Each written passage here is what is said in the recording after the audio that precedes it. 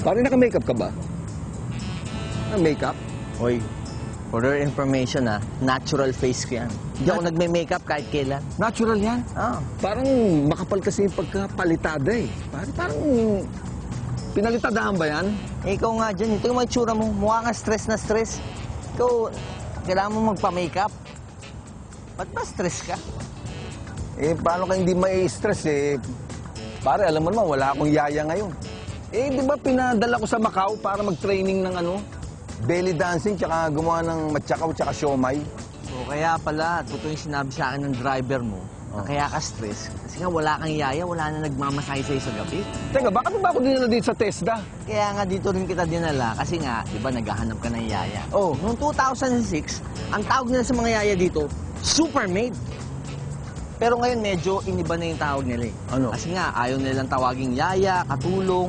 Ang tawag nila ngayon, medyo professional na. Household employees.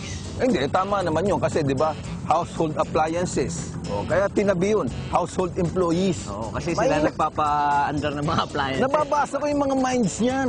Oo. Tsaka hindi, alam mo pare, kaya gusto ko rin, kasi alam mo naman pare, yung usap namin sa bahay, Spanish. Ha? Hasta la viente con pavor muy bien, hasta la abierta con la batiba. Aha. Como se le llama, el don de vivir ustedes. Kaya nga pare, tamang-tama, dito kita dinala. Kasi malalaman natin yung mga bagong training na ginagawa ng ating gobyerno para nga dun sa mga household employees na ipapadala nila sa ibang bansa. Teka, ba't ganyan tono mo? Ano ka ba? Batibot ka ba? Pare, hindi, excited lang ako. Okay. Okay, kaya mga kapatid, malalaman natin lahat yan. Dito lang sa Totoo TV! Woo!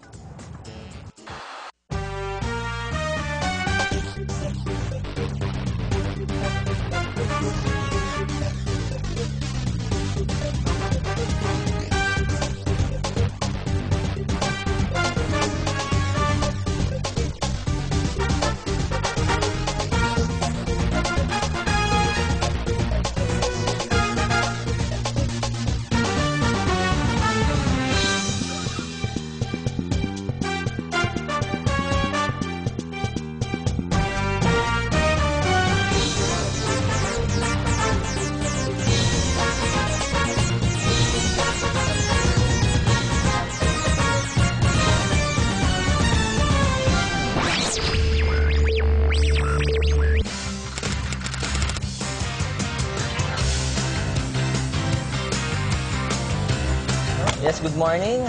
Media kami. Alam mo naman siguro Hello, yun. media oh. Tatanong ko lang, ano ba mga procedure dito para mag-training ang isang household service worker? Excuse lang excuse me, meron siyang bisitang artista. Mamaya ka na lang tumawag, okay? Okay. Yan.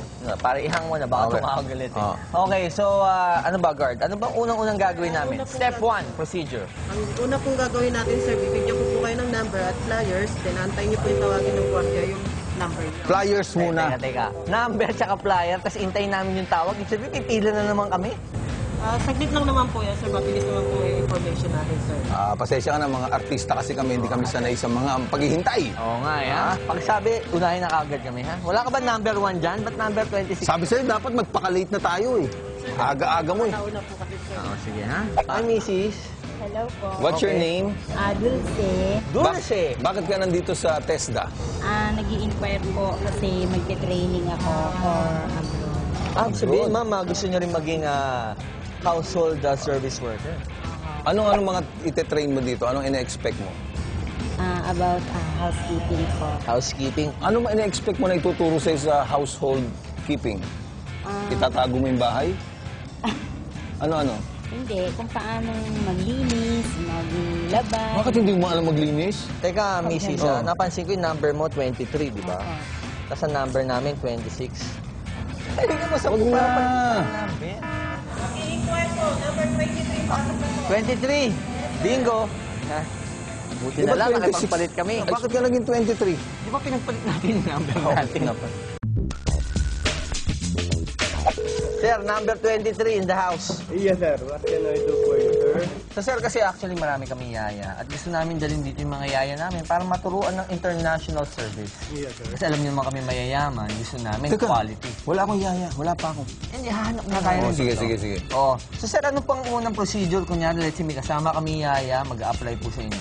So, ang procedure ko kasi natin, sir, may tinatawag kaming career profiling. Yung career profiling natin is a computer-based self-assessment. Career profiling. Profiling. So, ibig sabihin, sir, Profiling. paano ba kami unang makakuha niya, bago kami maka-career profiling, di ba, sir, dapat mag-apply muna tayo? Ano pa ba una? Nirevert po kasi natin yung system. Ano yung reverse? Kasi yung sa ibang schools, ang gagawin mo na is magdadala ka ng mga requirements like medical certificate, Aha. birth certificate. Dito ho, i-qualify ka muna bago mo i-prepare yung lahat na requirements mo. Para hindi ka magsayang ng pagod. So, ang unang step is career profiling. Ipa-profile ka muna. Paano ba Para yun? malaman natin kung ano yung interest niya at ability. Kasi nga, yung ika-career profiling natin, yung lahat ng high school graduate ng year 2006 and below. Pag graduate ka ng high school ng 2007 and above, you don't have to take the career profiling. You don't have. All you have to do is bring your National Career Assessment Examination. So, kagaya ho nito, so ito ho kasi yung tsura ng NCAE natin. Okay, so mga kapatid, ito po yung NCAE. Through evaluation ho kasi natin, base ho dito, so pasok ho yung kanyang interest at abilidad sa commercial cooking. Okay, so diretso na siya mag-apply kaagad. Yes, sir. Ang training po natin is free. Ang Free? babayaran lang ho ng estudyante because this is a training program is yung uniform niya saka yung insurance. Question, why still have to take a test? That's for what? For IQ reason or Yes, sir. profiling? Part po siya ng IQ reasoning. You mean to say there's also a, ano ba yung bumabaksak sa Tagalog? Fail. Oh, failed, yeah. Yes, sir. Wala ba kayong mga leakage dito? Isang- Wala. Wala, Diba wala, nagka-leakage ka na? Wala pa akong turo. Wala ka pang turo. Oh, ayan. A question lang, sir.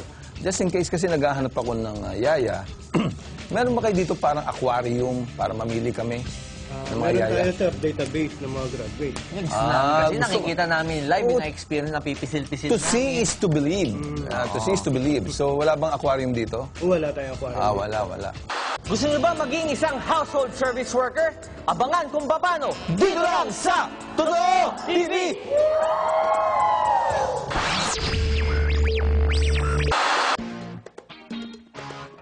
Uy! Okay, girls, kayo ba yung mga yaya nag-training dito? Pharmacy! Wow, Pharmacy. syal! Pwede ba makipagkwentuhan muna sa inyo sandali? Oo. Naghahanap kasi ako ng yaya. Di ko ba Tama-tama ba? nagpe-train? Di ba ito yung mga gusto mo yung malalaman? Ito yung mga type ko eh.